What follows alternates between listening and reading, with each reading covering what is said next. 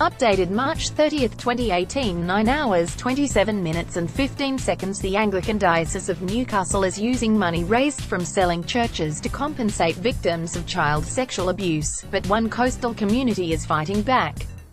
The church on the hill, closest thing the tiny town of Bungwal has to a landmark, is its church. St James sits high on a hill overlooking the sparkling Mile Lakes on the New South Wales mid-north coast.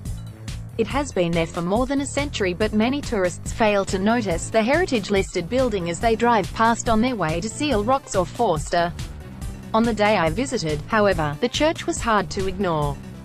At the bottom of the hill, sitting just off the main road, angry residents have printed messages on large sheets of plastic that have been nailed to gum trees and wooden posts. "Save St James Church, Bungwal," reads one of them. The church was a gift of heritage, but now it is being sold by the Anglican Diocese of Newcastle, warns another.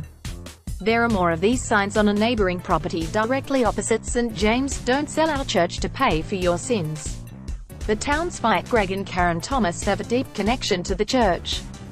The couple live next door and most of the signs protesting the sale are on their land.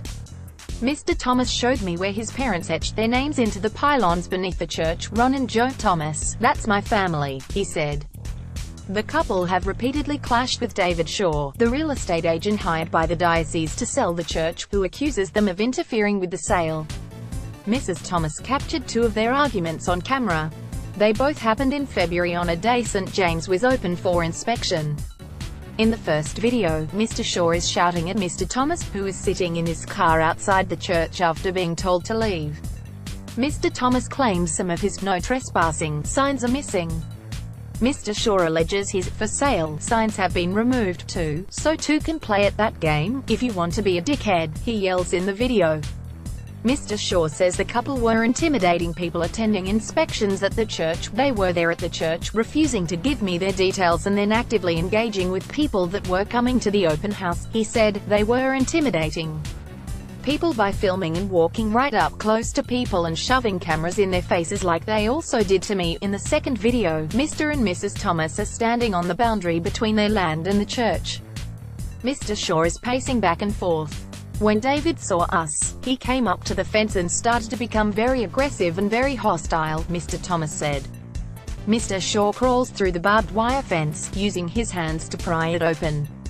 The fence is not exactly on the boundary, so although he has crossed it, he is not trespassing.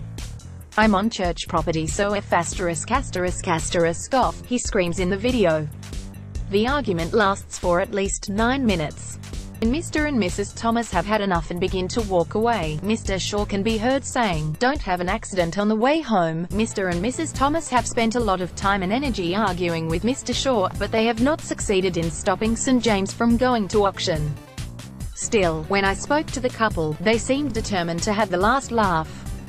A major selling point for the church is its stunning view over the Mile Lakes. Mr. Thomas previously helped maintain this outlook by clearing trees on their land, directly below the building. But he will not be doing that anymore. "We're not particularly interested in doing any more work for the diocese. They've turned their back on the community efforts made in the past," he said. "They're simply looking at the dollars they can reap from the sale of this wonderful old building, and I simply don't feel that I should be spending my weekends keeping the view clear," Mr. Thomas said. "Within 2 or 3 years, there won't be a view." St. James is almost as old as Bungwal itself, which helps to explain why residents feel so passionately about keeping it. The church was built by Alexander Kroll, a Scottish man considered a pioneer of the town, on land he purchased in 1873. According to property records, Mr. Kroll paid just £40 for 40 acres. Kevin Carter, president of the Bulladella Historical Society, believes Mr. Kroll had a particular location in mind for St. James. "I know it sounds corny, but you're closer to God, you know, on top of the hill. It's a sort of a reverence thing," he said. In 1888, realizing he could not continue maintaining the church himself, Mr. Kroll gifted St. James to the Anglican Diocese of Newcastle.